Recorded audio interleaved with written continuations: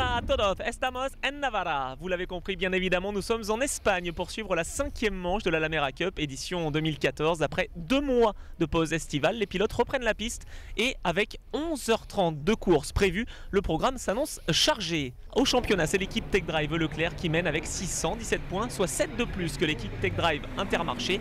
Après 3 victoires consécutives, l'équipage composé de Daniel Jobert, Julien Debain et Pierre Coinon est décidément très en forme. Qu'en sera-t-il ici en Espagne? Réponse tout de suite sur Motors TV. Inauguré en juin 2010, le circuit espagnol de Navarra accueille la Lamera Cup pour la 3e année consécutive. Le succès est toujours au rendez-vous pour cette formule avec 19 voitures engagées pour cette 5e épreuve de la saison.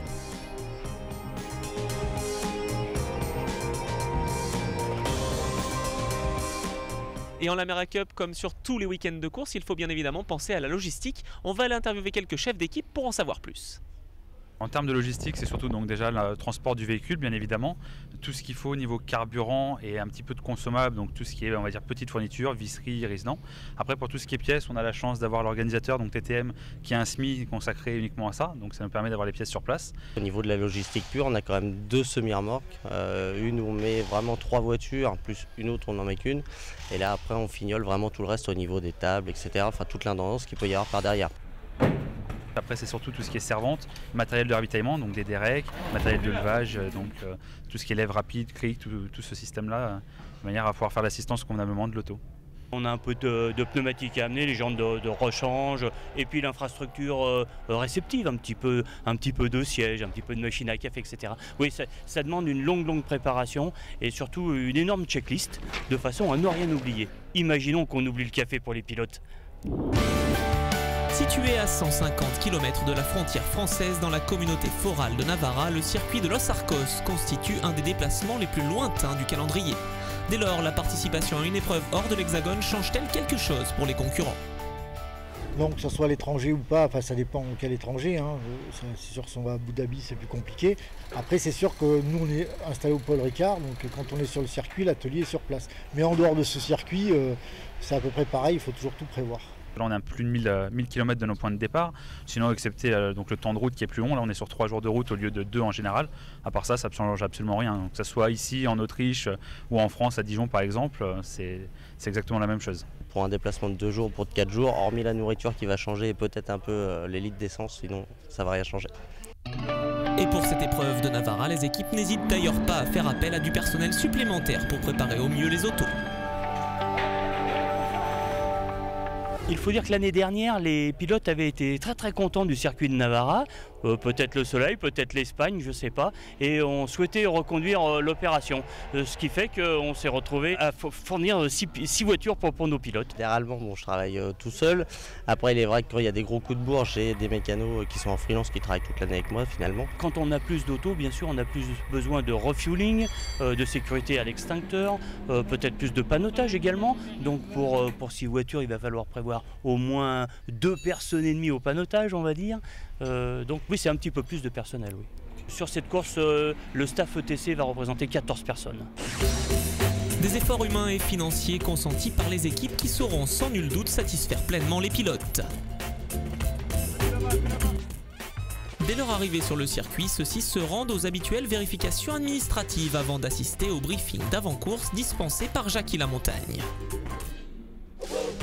Dès le samedi matin, les concurrents prennent le volant de leur véhicule pour 2 heures d'essai libre afin de prendre leur marque sur ce tracé ibérique et de trouver les bons réglages. Et pour notre habituel tour en caméra embarquée, honneur à la numéro 25 de l'équipe Tech Drive Intermarché qui reste sur 3 victoires consécutives.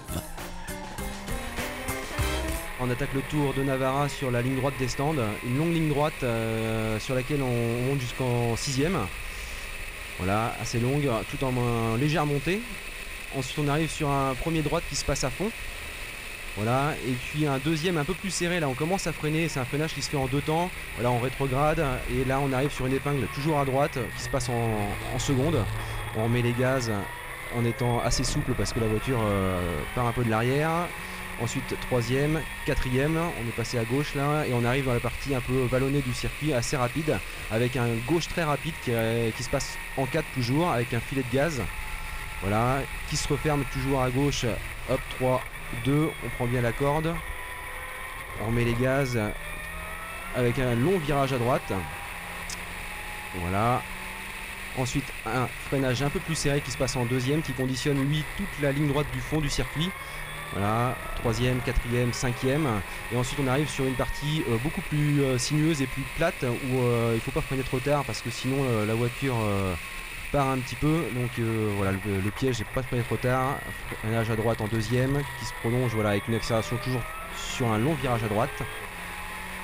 On arrive sur un virage à gauche à 90 degrés qui se passe en seconde. Voilà, on reste en seconde pour un deuxième virage à gauche un petit peu plus loin. Voilà. On y arrive. Et ensuite on revient vers l'entrée des stands, voilà, avec un premier virage à droite. On fait troisième seconde. Là pareil, il ne faut pas rentrer trop vite pour pouvoir bien réaccélérer. Hop, on monte troisième. On a un virage très rapide à gauche là juste avant la ligne droite des stands qui se passe, moi je soulage un tout petit peu, peut-être que certains passent à fond. Et hop, voilà, on tombe là 2 pour le dernier virage du circuit, ce plaisant circuit de Navarra, et on arrive sur la ligne droite des stands. Voilà.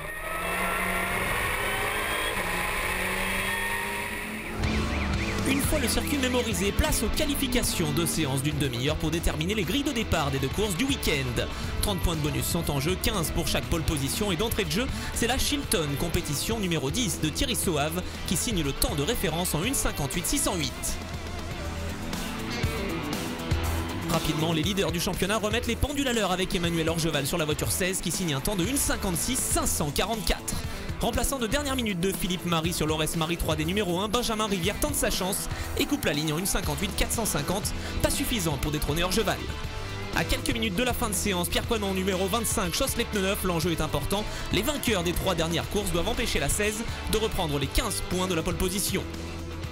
Emmanuel Orgeval est sorti de sa voiture, il est confiant. Coinon signe finalement le 3e temps en 1:58.471. 3e pole position pour Orgeval cette année. Le Français a atteint le nombre maximal défini par le règlement sportif et doit donc laisser son baquet à ses équipiers pour les qualifications restantes. Le premier gentleman ETC Suisse numéro 11 partira d'une excellente 5e place sur la grille. Sur les conseils d'Orgeval, Hervé Dumas sur la 16 sort des stands dès les premiers instants de la seconde session et réalise le temps de référence en 1:58.913. Mais attention à Eric Quérol, le triple champion de France de super tourisme, engagé sur la Chilton compétition numéro 10 ce week-end, améliore avec un chrono d'1:58.812. Franck Petit sur la 1 ne fera pas mieux que 1:59.576, c'est le 4e temps juste derrière la Tech Drive Intermarché numéro 25. Du côté de chez ETC, belle performance d'ensemble avec la 14 qui se classe 5e, juste devant la Racetrack Motorsport numéro 2 qui signe la pole position des Gentlemen devant la 11. Quelques difficultés en revanche pour la 19 qui ne peut faire mieux que le 8e chrono. À quelques secondes du drapeau à damier, Hervé Dumas décroche sa première pole position en carrière à l'issue d'un dernier tour parfait, 1:58.499. C'est la joie pour l'équipe Tech Drive Leclerc qui empoche donc 30 points précieux dans l'optique du championnat.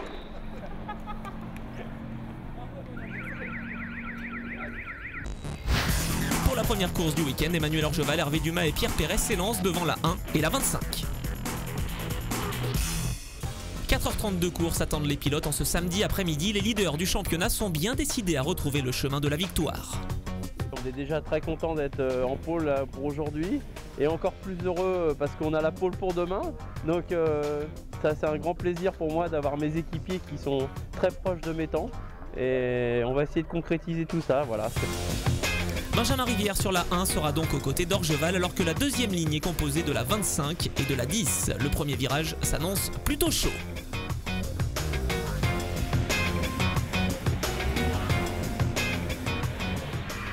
C'est le départ en caméra embarquée avec Thierry Soave qui s'élance 4e aux côtés de la numéro 25. Il est le spectateur privilégié du très bon envol réalisé par Emmanuel Orgeval. Dans le triple droit, Orgeval mène donc devant Rivière et Coinon. Les 3 hommes sont suivis de la 10, la 11 et la 19.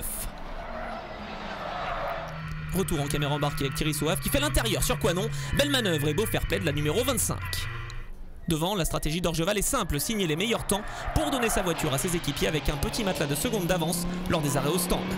Il devance toujours l'Ores Marie 3D numéro 1, la Chilton compétition numéro 10 et la Tech Drive Intermarché numéro 25.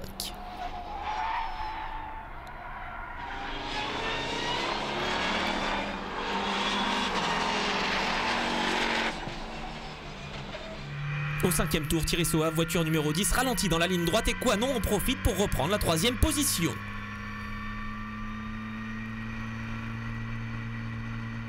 Le quatuor de tête est désormais composé des 4 leaders du championnat, alors que la lutte pour la 5e place fait rage entre les équipiers de chez ETC Racing. Thierry Proust sur la 14 prend l'avantage sur Christian Demigneux, voiture 19. Après la première salve d'arrêt au stand, Pierre Perret, qui a pris place dans la 16, mène l'épreuve. Mais au 20e tour, c'est le coup de théâtre avec l'arrêt des leaders du championnat.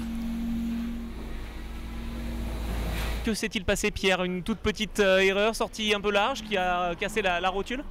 Alors absolument pas, il n'y a eu aucune sortie, rien. J'étais au bout de la ligne droite et j'ai voulu passer la 5e, ça ne passait plus. Donc apparemment la rotule a pété net, c'est une pièce à 10 balles qui est une pièce d'usure et bon, on ne peut pas faire grand chose parce que je me retrouve bloqué sur un rapport et tu peux faire que subir l'action. Donc rentrer au stand et puis là c'est en train de réparer, j'espère qu'on va repartir. C'est dommage parce que là ça va être compliqué pour reprendre la tête. Enfin, on va se cracher dans les gants puis on va essayer de remonter, on va s'accrocher. Après un travail efficace des mécaniciens de chez Tech Drive, la numéro 16 repart 16e avec 7 tours de retard. La fin de course s'annonce difficile. Caméra embarquée avec Jean-Yves Périssel dans la 1 qui a pris le relais de Benjamin Rivière. Vous le voyez, le nouveau leader modifie légèrement la répartition de freinage. Conséquence, petite erreur. Dans le virage numéro 13, il faut rester concentré. En deuxième position, on retrouve la numéro 19 qui gère parfaitement ce début de course. Il devance la 25 et la 14 qui se défait des retardataires.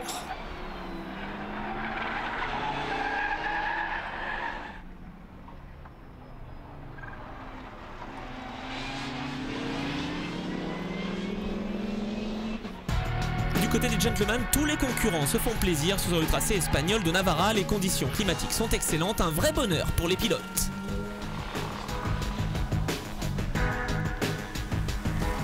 Dans ce classement réservé aux amateurs, l'équipe ETC Racing truste les 3 premières positions avec la 11 de l'équipage 100% suisse qui mène devant l'Actua Green Team numéro 21 et la Racetrack Motorsport numéro 2.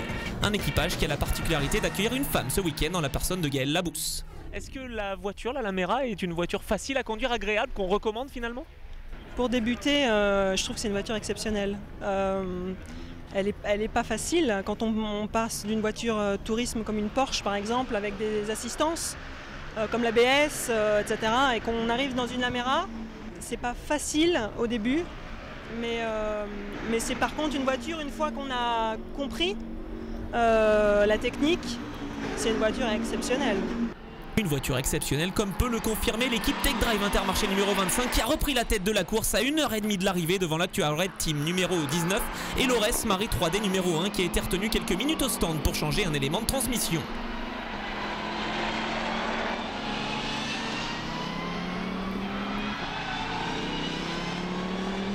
Un peu plus loin derrière les leaders du championnat, la voiture numéro 16 effectue une belle remontée et vont finalement se classer 6e de cette course. Et à l'issue d'une épreuve de 4h30 très solide, la 25 de Jobert, Coinon et Debain s'impose pour 11 secondes 8 devant la 19. La 1 va compléter le podium.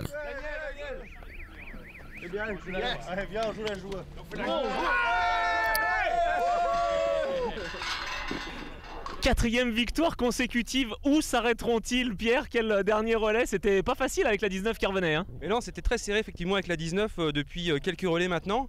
Bon, ça se finit bien encore une fois pour nous, donc c'est super.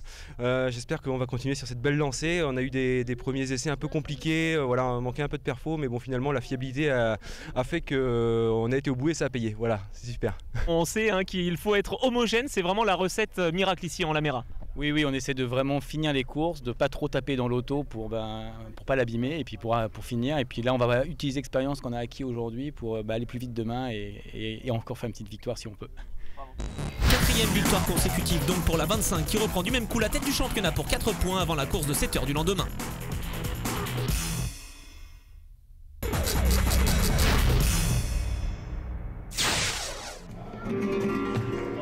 Nous sommes toujours en Espagne, à Navarra, pour suivre les temps forts de la 5e manche de la Lamera Cup.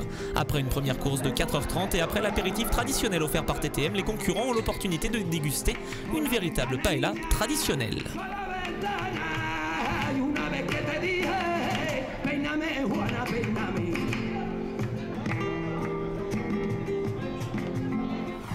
Ce week-end est également l'occasion de découvrir une évolution de la Lamera traditionnelle créée par Wilfried Merafina et Frédéric Lacoff.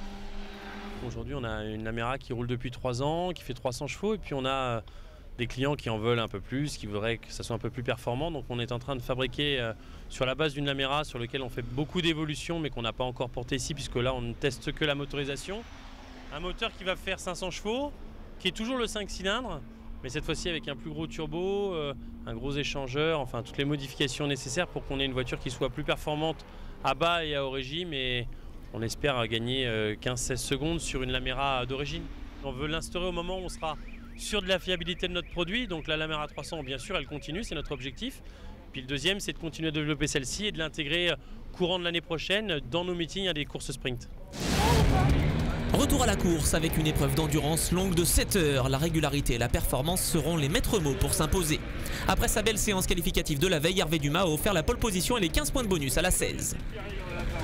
Grosse surprise pour moi puisque ça fait 2 ans que Manu essaye de m'apprendre à conduire et ça vient de porter ses fruits. Alors c'est vrai que j'aime bien le circuit et ouais, ça fait assez plaisir, une première pole. Il y a un beau plateau autour. Ouais, on se dit quand même c'est pas mal, il y a des gars sérieux. On croise parce que là le chat noir faut qu'il change de voiture.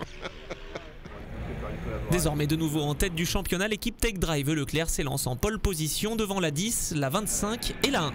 Les 19 voitures engagées s'élancent et le meilleur départ est pour Emmanuel Orgeval sur la 16 devant la 10 d'Éric Quirol et la 25 de Julien Debain.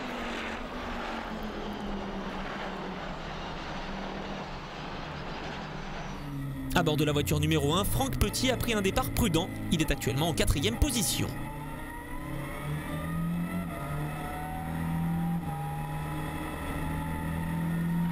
Le Français adopte un rythme prudent en ce début de course et voit revenir très fort la Careco ETC numéro 14.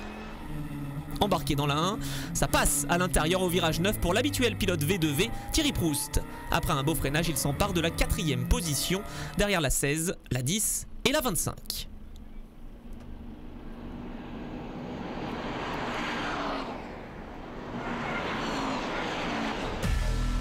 En Lamera Cup, les arrêts au stand font partie intégrante de la course. Toutes les demi-heures, les pilotes s'arrêtent pour se relayer.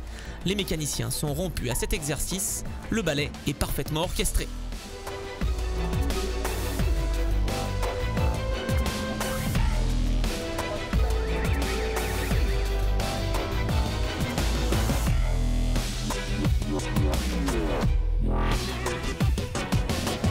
Si la course ne se gagne pas dans les stands, 2 secondes précieuses peuvent rapidement s'envoler. Les gentlemen ont un peu de pression et l'enjeu est important pour les leaders.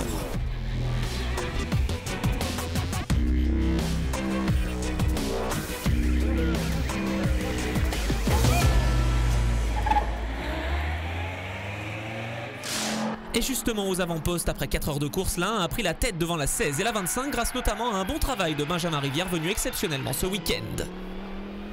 La Lamera est très efficace, c'est une voiture que je connais bien, j'ai participé pas à son développement mais j'ai été là présent sur les premières courses, donc j'ai suivi son évolution. C'est une voiture qui a bien évolué, qui est fiable, qui est très sympa à conduire, très ludique, très facile. Je conseille vraiment à tout le monde de venir l'essayer, c'est que du bonheur. Un avis partagé par Éric Quirol, un autre professionnel présent ce week-end sur le circuit de Navarra. Moi j'ai découvert ça ce week-end, j'avais eu l'occasion il y a 2 ans de faire 2-3 tours à Arnos, mais les voitures se sont bien améliorées depuis, non, c'est très sympa. Le concept Lamera très bien, voiture, gestion de course très bien. Donc le fait de faire venir des pilotes pros justement, ça aide aussi à développer finalement et à fiabiliser la voiture. Bah oui, tout à fait, si on peut essayer d'amener un petit peu notre expérience, c'est bien, ça permet de faire tout progresser, et oui, c'est positif. Pendant ce temps, la 16 en a profité pour reprendre les commandes de la course. Les leaders du classement général sont en passe d'accroître leur avance sur leur dauphin. Laurès Marie 3 des numéros 1 des champions en titre est 2e alors que la 25 en 3e position est sur le point de perdre un tour supplémentaire. Les gentlemen sont également à l'attaque. La formation ETC Racing dirigée par Joël Secaldi qui engage ici en Espagne pas moins de 6 voitures est en passe de signer un nouveau triplé avec la 11 devant la 21 et la 27. Une belle performance qui récompense les efforts consentis par tous les mécaniciens ce week-end.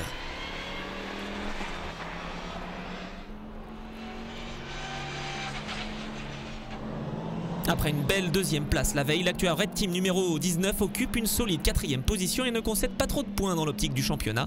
Elle devance la Tech Racing numéro 4 de Penelon, Meignier et Baudouin.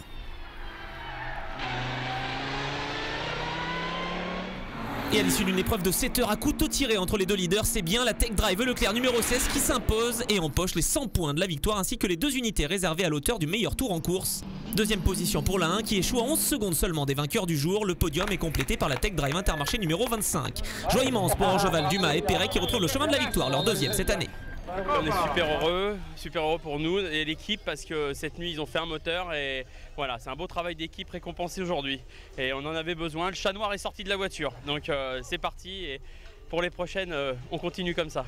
Vraiment j'insiste sur un truc, il y a une équipe qui n'a pas dormi de la nuit, ils nous ont tenus toute la journée, ils ont été super de nous faire une voiture comme ça parce que hier on était plutôt le moral dans les baskets, rien ne tournait rond. On est reparti à 9, c'est génial. Donc merci à l'équipe de mécano derrière. Un beau circuit que moi j'ai découvert et qu'on a beaucoup apprécié et que du plaisir. Hier un peu compliqué, on s'est quand même posé un certain nombre de questions sur notre condition, mais aujourd'hui on a bien rattrapé le coup, donc pas mal. Rendez-vous à Dijon, puis c'est notre circuit Dijon, donc on va pouvoir s'amuser aussi, on va se régaler. Confirmation des résultats avec la victoire de la 16 devant la 1, la 25 et la 19. Notons le succès de la 11 chez Gentleman. Avant d'aborder les 2 derniers rendez-vous de l'année, l'équipe Tech Drive Leclerc conforte sa première position au championnat avec 821 points, soit 26 de plus que Tech Drive Intermarché numéro 25. En Gentleman, la victoire revient une nouvelle fois aux Helvètes, Bonnet, Luisier, Maréchal et Schaeffer au volant de l'ETC Suisse numéro 11, devant l'Actua Green Team numéro 21 de Sbey, Vervoort et Guillaume. La Careco ETC Racing numéro 27 de Jourdain, Hurtley, Leroux et Jaco terminent sur la 3e marche. Sur le podium général, l'équipage Tech Drive Leclerc numéro 16 est aux anges. Double victoire donc pour l'équipe Tech Drive ce week-end ici à Navarra. Prochaine manche en France, ce sera à Dijon, le week-end des 24 et 25 octobre prochains. Merci pour votre fidélité et à très bientôt sur Motors TV. Salut!